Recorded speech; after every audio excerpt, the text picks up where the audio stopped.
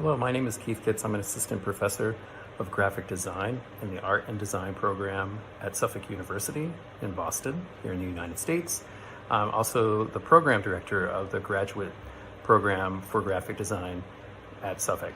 I'm really excited and happy and honored to have been invited once again by Professor Harnoko to visit Pradita University virtually to review your work for Experimental Typography 1.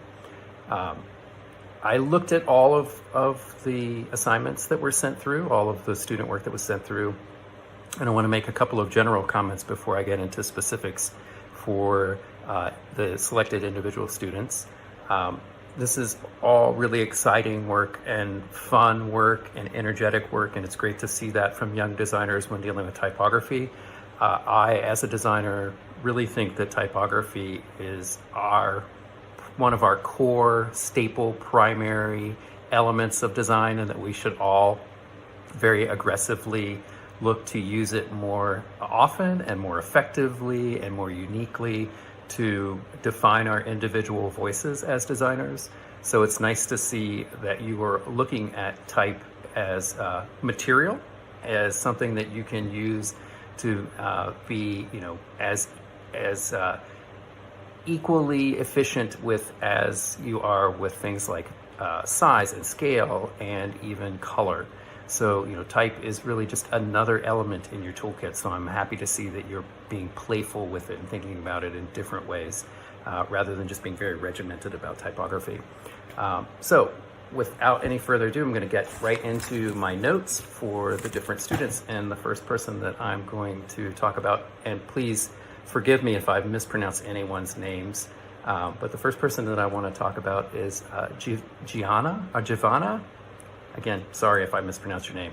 But looking at your first piece in the series that you has been uploaded, or you've uploaded, or has been uploaded for you, I think the first piece with the blues and the sort of magenta background is really lovely from the standpoint of the way that it has this sort of dynamic use of typography that is textural, typography that is meant to be there as an element to enhance the composition, as well as typography that is intended for us to use as readers when we're coming to this piece.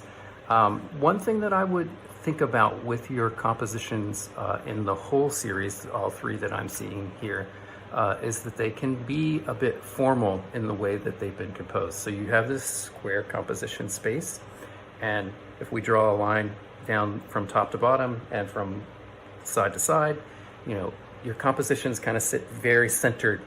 So, this was something that I had an issue with when I was starting out as a designer too. My compositions were very formal because I came from a painting background, and most of the teaching that I had was more formally focused in that way.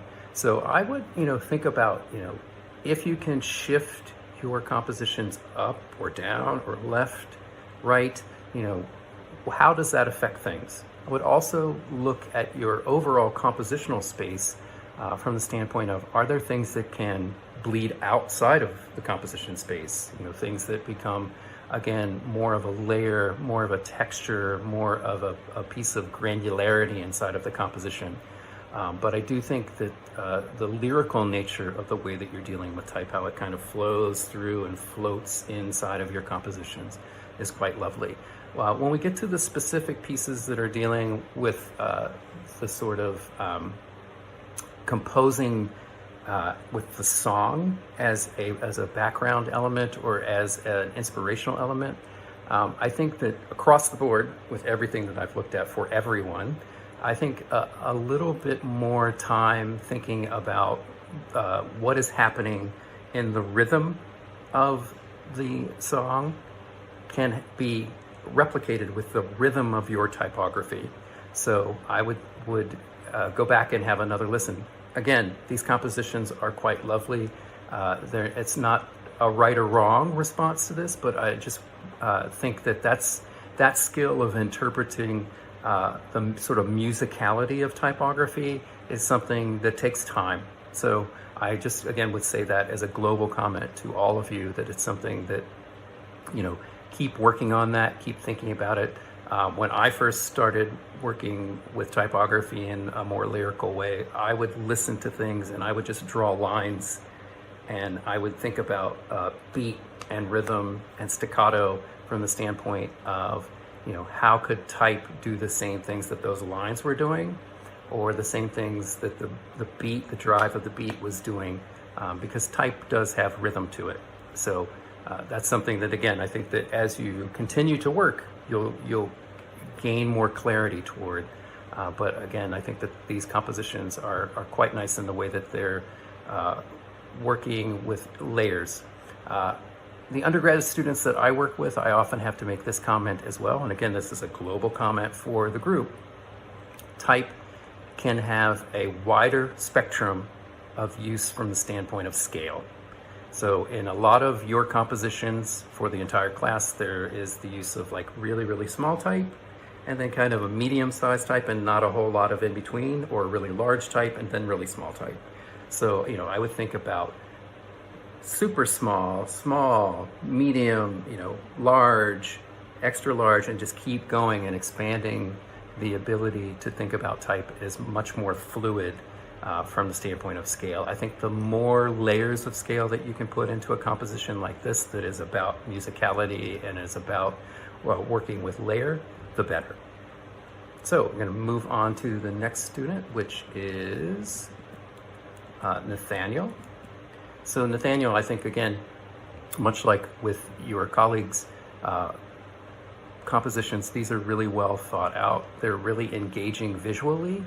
I think that you're dealing very nicely with color and contrast and layer. From the standpoint of your song, the When I Grow Up piece, I think that this composition is really dynamic and beautiful and interesting.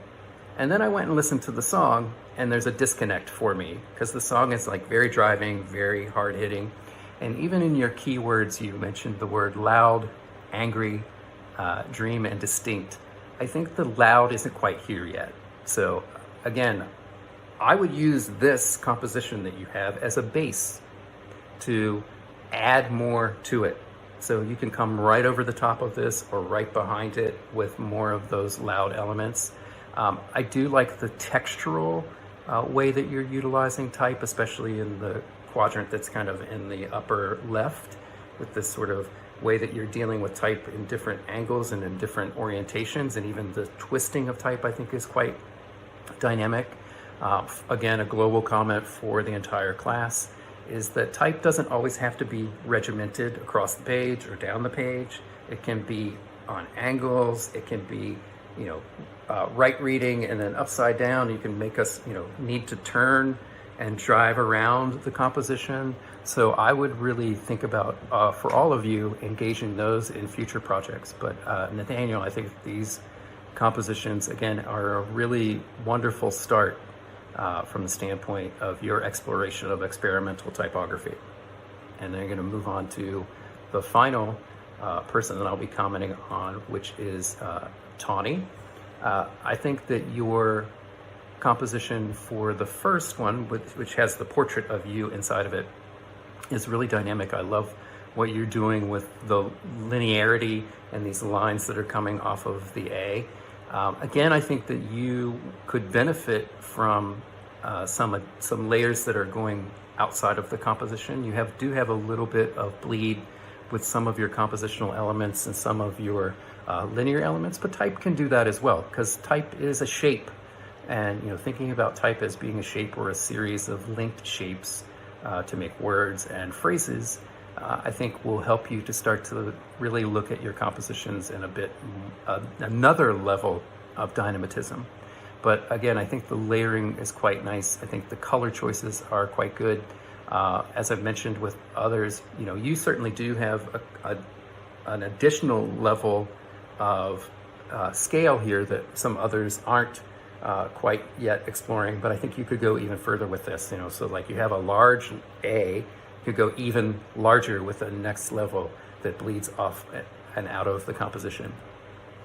For your Dancing in My Room piece, I think that, when I just looked at this before going and listening to the music, because I didn't know this song, but when I was looking at this piece, I thought that, there's some really nice things happening here, and I was expecting a certain type of mood from the song, and then when I went to listen to the song, it wasn't sort of somber and stoic. It was very upbeat and had this sort of driving beat to it. So while I think that the composition that you've made is quite well considered from the standpoint of design, I think that from the standpoint of it linking to the musicality of the piece, it's missing a little bit of that sort of timing and that beat that's happening. It's kind of a 1-2 beat that's happening inside of that song.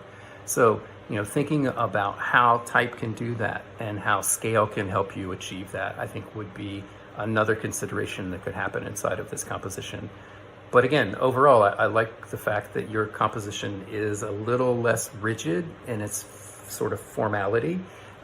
This lovely shape that's sort of contorted and going up toward the top is quite nice. Again, I think that there could be some additional layers of scale inside of the composition. Some really, really tiny type and some very, very large type that's bleeding off the edges would help this to just become even more immersive for any of us who are reviewing your work. So I hope that this commentary has been really helpful for each of you. Feel free to contact your professor, Professor Harnoko, if you want to get in touch with me for any clarification on these comments. I'm happy to email with you, or even, we might even be able to connect via Zoom to talk through further if needed.